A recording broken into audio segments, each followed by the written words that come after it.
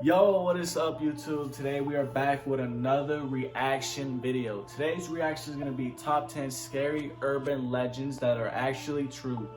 So, pretty much it's urban legend if you don't know what that is. Other than that, let's get into the video. More nigga, and that fast thing speeding through the city. Panoramic brain in my dead digit. Alright.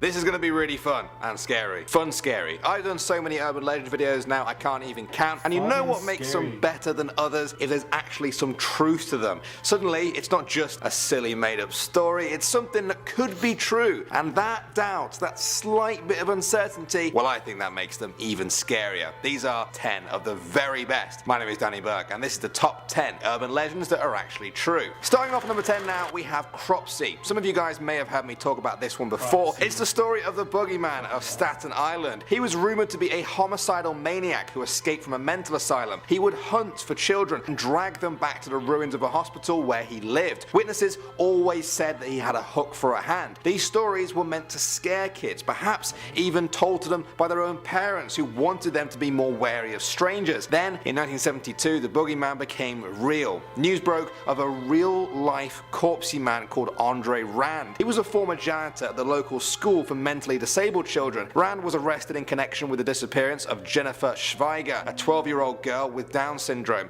He lost his job over the case and moved into the now abandoned school that he used to work in. He was eventually convicted of murder, and police connected him to the disappearance of 4 other children. No bodies were ever recovered. Moving on now to number 9, guys, we have the Bunny Man. I talked about this legend in my West Virginia video, if you remember. The story goes that in 1904, a mental asylum closed down. While transferring inmates to a new facility, one of Oh, hell no. That shit is scary. Run, bitch, run! is crashed. Most of the people in it were killed or captured trying to escape, but one actually did escape, known as the Bunny Man. He would then roam the land, hunting rabbits and then leaving their half-eaten carcasses for the locals to find. Sometimes they will be hanging from a tree or a bridge. Although there are parts of the story that just don't add up, something strange happened in 1970. A couple driving their car at night had an axe thrown through their window by a man in a bunny suit. 2 weeks later, another man found an axe-wielding guy in a bunny suit chopping wood nearby who was gone by the time police arrived. Are these linked together somehow? Is there more truth to this than meets the eye? Moving on now to number 8, we have the body under the bed. Ever since hotels and motels have become a common part of society, people have swapped stories about guests who discovered that Jokes on them, I don't got a fucking frame. No, I'm just playing. mattress they were sleeping on was either above or even stuffed with the body of a murder victim. A grisly tale for sure, but one that was confined to the realms of myths and legend. Then, in 1999, a case in Colorado occurred involving a couple who slept on a mattress containing a body. The police kept the details of that close to their chest, but in 2010, a huge story broke when guests at a Memphis motel discovered they had been sleeping above the body of Sony Millbrook, a missing person at the time. Her boyfriend, Lakeith Moody, was convicted of the crime. Many people were horrified and vowed to give their hotel beds a closer inspection next time. Next up at number 7 now, guys, we have the Maine Robber. That's M-A-I-N-E, the state. For many years, visitors to Maine's North Pond have reported that something strange was going on there. Time after time, people reported that things were going missing. Not just one person, one time, many people, many times. Batteries and food would vanish from cabins, while flashlights just disappeared from camping tents. People thought either the earth itself was swallowing it all up, or there was a thief at work. It turns out they were right about that. In 2013, a game warden discovered Christopher Knight living alone in the woods. For 27 years, this man had been there watching hikers, canoeists and other visitors to the area. When taken in for questioning, Knight admitted that he was responsible for around 40 robberies a year. I mean, stealing batteries is one thing, but I feel like if you were being watched all those years and then you were proven right about it, that would be even creepier. At the number 6 spot now, we have the Falling Lawyer. Now, I've lived in Toronto for quite a few years now, and I've personally heard this story floating around the place, but I never thought it was actually true until now. They say that years ago there was a lawyer who loved to show off how strong his office windows were in his building that overlooked the city. Every time someone came to visit, he would take a long run up, jump, and hurl himself right into the window. Sure enough, the window would remain intact, although we'll never know if this actually impressed his visitors. Well, this lawyer was real, and his name was Gary Hoy. He was a senior partner at his firm with an office on the 24th floor. Weirdo, why would you do something stupid like that? Stupid. July 9th, 1993, some law students came to visit. He took his usual leap at the window, but this time, after years of it being weakened, it smashed. Gary plummeted to his death, and the improbable story became somewhat of a local legend. Next up at number 5 now, we have the Puebla's secrets. For many years, longer than people can even remember, the people of Puebla in Mexico have talked about the tunnels. Secret tunnels that were built under their city by the Spanish conquistadors in the 1500s. It's been almost half a millennia since then, and the stories became legend. People looked for them, but they found nothing. The tunnels became a myth, something to scare the kids into believing there was a dark maze of caverns beneath them. In 2014, construction workers were in the middle of an urban remodeling project when they stumbled upon an old tunnel. Surely the legends weren't true. The Puebla History Center took over the site to investigate, and yes, it was the fabled tunnels people had spoken about. They determined the tunnels were built in 1531,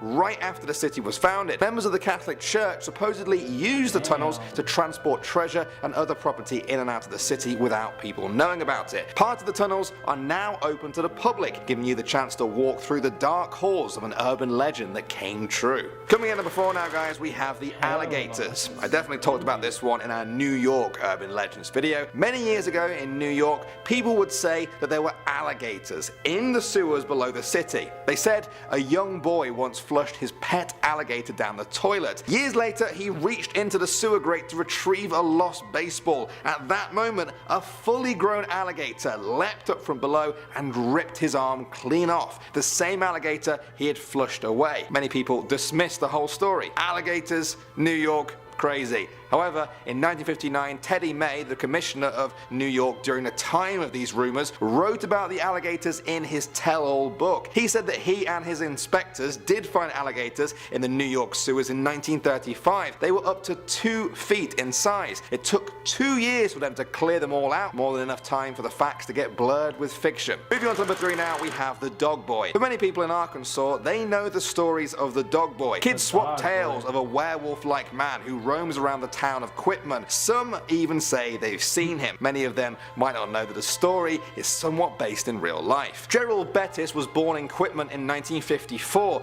By the time he was a young boy, the neighbors were already calling him evil. They said he liked to capture stray animals and torture them in twisted experiments. As he got older, he turned on his parents, tormenting them until, at the age of 27, his dead father was found in his home. The newspapers said it was illness.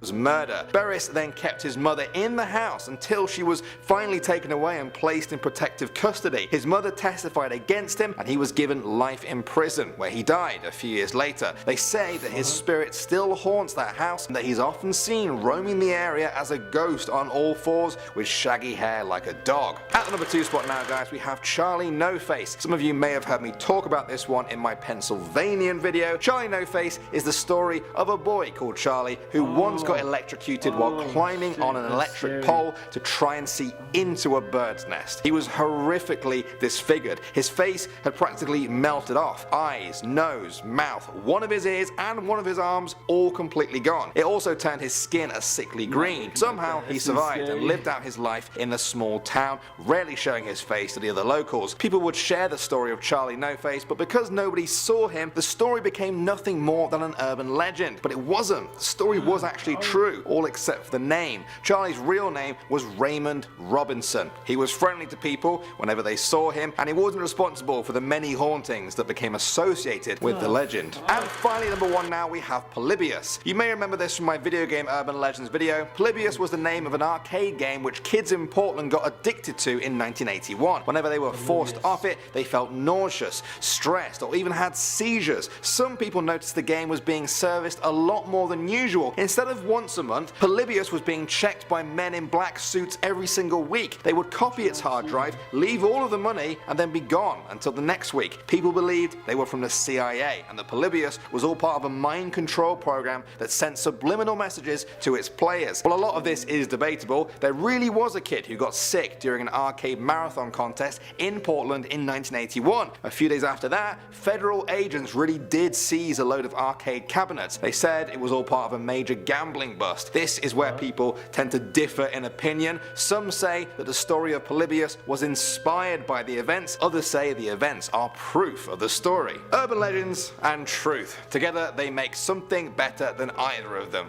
I think. Is this the start of a new series? Shall we look at more creepy urban legends that have their stories rooted in true events, or shall we just keep doing our world tour of urban legends? Is this going to split the viewers in half? We'll find out in the comment section below. Yes, Thanks for watching sir. as always, guys. My name is Danny Burke. Alright, well, that's the end of the video, man.